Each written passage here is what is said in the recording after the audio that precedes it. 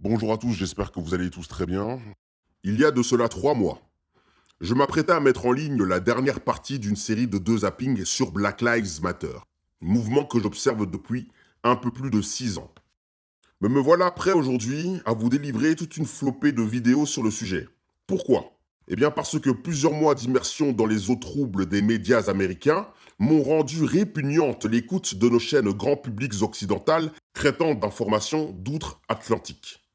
Loin d'être naïf, je les savais partiaux et partisans s'agissant de la présidence Trump, pour laquelle ils n'éprouvent que détestation. Mais là, ça dépasse tout de même tout entendement. Où est donc passé le véritable journalisme objectif dans cette affaire?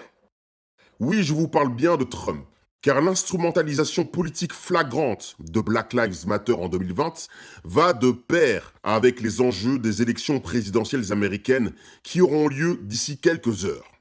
Que vous l'aimiez, le détestiez ou qu'il vous indiffère, qu'importe.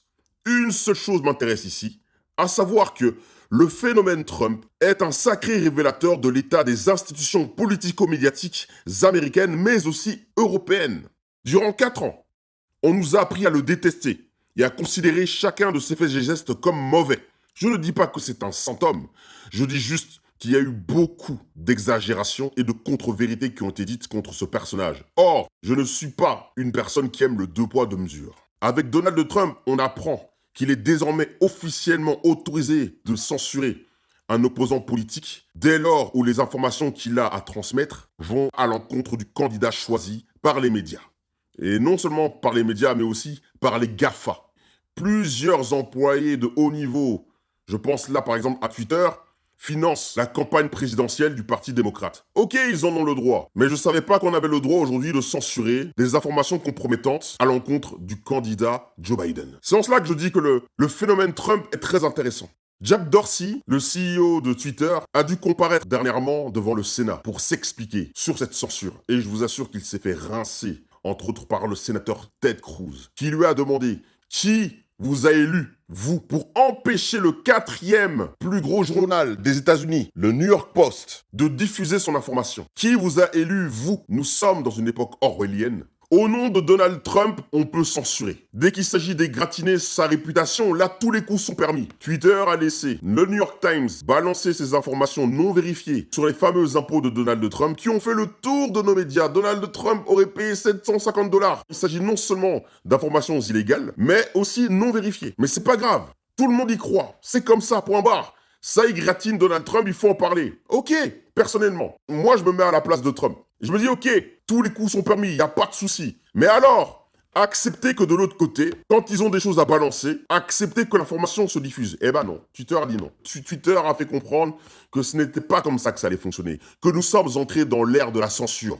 Voilà en quoi je dis que la présidence Trump est très intéressante.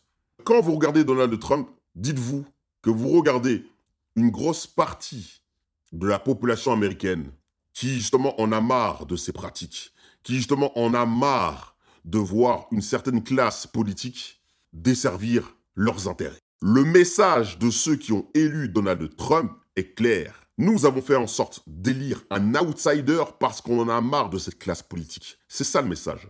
Je ne vous dis pas de l'aimer, je vous dis juste de comprendre ce qui les a poussés. Et ce n'est pas nous qui allons apprendre à ces électeurs qui est Donald Trump. Ils savent mieux que nous qui il est.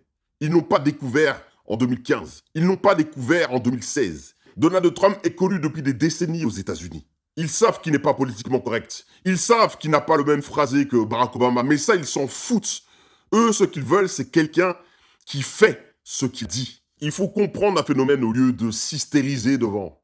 Comme dirait Gérald Olivier, Trump n'est pas du tout celui qui a initié la division américaine.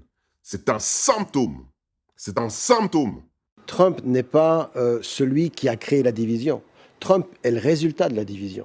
Il y a 40 ans que l'Amérique est divisée et on pourrait remonter dans le temps pour voir les politiques qui ont provoqué cela. Mais Trump est bien plus l'expression d'un symptôme que le déclencheur d'une certaine situation. Il le dit lui-même. Il le dit lui-même qu'il ne devrait pas être là. Donald Trump parle d'entrer en politique depuis 1980. La première fois qu'il l'avait évoqué, il avait 35 ans, Ronald Reagan était président. Et il trouvait déjà que ça allait pas bien en Amérique. On sortait de l'Amérique de Carter. L'Amérique s'est redressée, on a eu les années Reagan, on a eu les années Clinton, puis après il y a eu la guerre en Irak qu'il a beaucoup critiqué sous George Bush. Il y a eu les années Obama, et on sait très bien qu'il a beaucoup critiqué également Obama, qu'il a fait partie de ceux qui ont contesté la légitimité de la présence d'Obama, et il a finalement décidé d'entrer en politique à l'issue des années Obama, et l'Amérique a été divisée tout au long de ces années et elle s'est radicalisée de plus en plus. Et c'est parce qu'elle s'est radicalisée que justement on a fini par avoir un Donald Trump. C'est pourquoi lorsque certains essaient de mettre sur son dos le mouvement Black Lives Matter, en fait, ils se fourvoient, car ils ne connaissent pas eux-mêmes la genèse de ce mouvement. Durant 4 ans, les médias ont laissé se propager une des plus grosses théories complotistes, pour reprendre leur vocable préféré, laissant croire qu'il était durant sa campagne en collusion avec la Russie. 22 mois d'enquête soumis au FBI ont suffi à démonter ce narratif. La larme à l'œil, la quasi-totalité des journalistes activistes ont oublié de nous raconter la fin de l'affaire, qui donne lieu à d'incessantes révélations qui n'ont évidemment pas la chance d'autant attirer les caméras comme ce fut le cas pour la fausse affaire russe. En effet, on ne nous parle jamais, par exemple, mais ce sont que des cas parmi tant d'autres. On ne nous parle pas, par exemple, de Kevin Klein-Smith, cet ancien avocat du FBI qui, devant un tribunal fédéral à Washington, a plaidé coupable pour falsification de documents utilisés pour surveiller Carter Page, l'ancien assistant de campagne de Donald Trump en 2016. Ça n'intéresse pas les médias. Quand ça commence à rentrer un petit peu trop en profondeur dans le deep state américain, ça n'attire pas nos médias. Ça n'attire pas les médias. Bande d'hypocrites! On ne nous parle pas non plus des audiences de l'ancien directeur du FBI James Comey par le Sénat, comme celle tenue au mois d'août, le tout présidé par Lindsey Graham, qui a accusé le FBI, je cite, donc Lindsey Graham qui a accusé le FBI, je cite, d'avoir obtenu des mandats secrets illégaux en utilisant des informations erronées et des allégations non fondées dans un dossier maintenant démystifié, compilé par l'ancien espion britannique Christopher Steele, pour surveiller Carter Page, conseiller de la campagne de Trump. Fin de citation. On ne nous parle pas de ça. Ça n'intéresse pas les médias. Et d'ailleurs, John Ratcliffe, directeur du renseignement national américain, à la veille de cette audition, donc de James Comey, a informé Lindsey Graham sur une allégation selon laquelle Hillary Clinton, avec la bénédiction de Barack Obama, avait, je cite, un plan de campagne pour susciter un scandale pour lier Trump à la Russie. Ça n'intéresse pas nos médias. Mais est-ce si étonnant quand on sait que nos médias occidentaux sont quasi tous alignés sur le narratif de CNN? Aucune personnalité. Il n'y en a aucun qui se mouille. D'ailleurs, en parlant du directeur du renseignement national américain, c'est le même qui, quelques heures avant le débat entre Trump et Joe Biden, a directement dégonflé la fausse nouvelle qui commençait à monter de plus en plus dans les médias mainstreams américains, CNN, MSNBC, ABC, etc., prétendant que les informations de corruption d'État se trouvant dans le laptop d'Hunter Biden étaient le fruit d'une énième attaque russe. Les Russes sont bon dos avec lui, là. Mais pourtant, nos analystes français ont déclaré après le débat que Trump propageait des fake news. Sans doute en savent-ils plus que les services de renseignement américains. Qui sait? Et en plus, John Ratcliffe n'a pas été contredit par le FBI, qui était pourtant depuis belle lurette en possession des informations de ce laptop. Mais bien évidemment, ils n'en ont rien fait. De quoi renouer avec les bonnes vieilles traditions de tonton Hoover, n'est-ce pas? De plus, Joe Biden, qui a évidemment donc essayé de faire passer ce scandale pour une énième tentative de déstabilisation de la Russie, s'est vu être étrillé par Tony Bobulinski, un ancien navire de l'armée américaine et ancien partenaire commercial de son fils Hunter Biden. Ayant mal pris le fait d'avoir été assimilé à un agent au service de l'étranger, ce dernier, donc Tony Bobulinski, a exposé à heure de grande écoute sur le très médiatique plateau de Tucker Carlson de nouveaux éléments accablant le clan Biden. Documents papier et audio ont pu être diffusés en direct sur la chaîne de Fox News, que beaucoup aiment décrier car préférant sans doute avoir une télévision d'État à la chinoise avec pensée unique. Enfin, je veux dire, c'est quand même assez marrant, là c'est juste une parenthèse. Vous avez aux États-Unis, d'après un journal Washington Post, vous avez 93% des journalistes qui sont liberals, et 7% qui sont conservateurs. C'est-à-dire que des chaînes comme Fox News sont minoritaires aux États-Unis. Mais certains préfèrent quand même pointer du doigt cette minorité plutôt que de se dire c'est quand même bien d'avoir une chaîne qui dit A et l'autre chaîne qui dit B, comme ça, en confrontant les deux, on peut savoir plus ou moins des vérités. Non, ça n'intéresse pas un certain nombre de personnes qui préfèrent un seul son de cloche. Et bizarrement, ce qui passe sur Fox News ne passe pratiquement jamais sur CNN, et vice-versa. Et c'est d'ailleurs le cas. D'ailleurs de Tony Bobulinski, qui 10 jours après sa première interview, jusqu'au jour d'aujourd'hui, ne figure toujours pas dans la barre de recherche de CNN. Tiens. Ça dit beaucoup sur l'état du journalisme d'aujourd'hui. Le département de la justice américaine a d'ailleurs confirmé le 29 octobre 2020, ça c'est quand même très important, qu'Hunter Biden et ses associés faisaient l'objet d'une enquête active par le FBI. Donc, autrement dit, au jour d'aujourd'hui, on ne peut pas dire qu'il s'agit d'une fake news, on ne peut pas dire qu'il s'agit d'une affaire russe. Non, Hunter Biden est bien sous investigation. Ce que révèlent ces emails est absolument... c'est sans précédent presque, en termes, non pas de corruption, mais de profiter de la position de quelqu'un, quitte à mettre la sécurité nationale en danger. Mais c'est fou quand même. Parce que je rappelle une chose, aux États-Unis, on a tenté une procédure d'impeachment contre un président car ce dernier avait demandé des informations sur une enquête ukrainienne obstruée des années auparavant par Joe Biden, alors vice-président, qui s'était d'ailleurs vanté lors d'un meeting au CFR d'avoir obtenu l'écartement du procureur général ukrainien Chokrin qui enquêtait sur les malversations de son fils Hunter Biden en Ukraine. C'est-à-dire que vous avez quelqu'un face caméra qui vient dire clairement qu'il s'est servi de sa position pour obstruer une enquête menée par un État souverain étranger, et ça passe crème dans le camp du bien. C'est du grand n'importe quoi.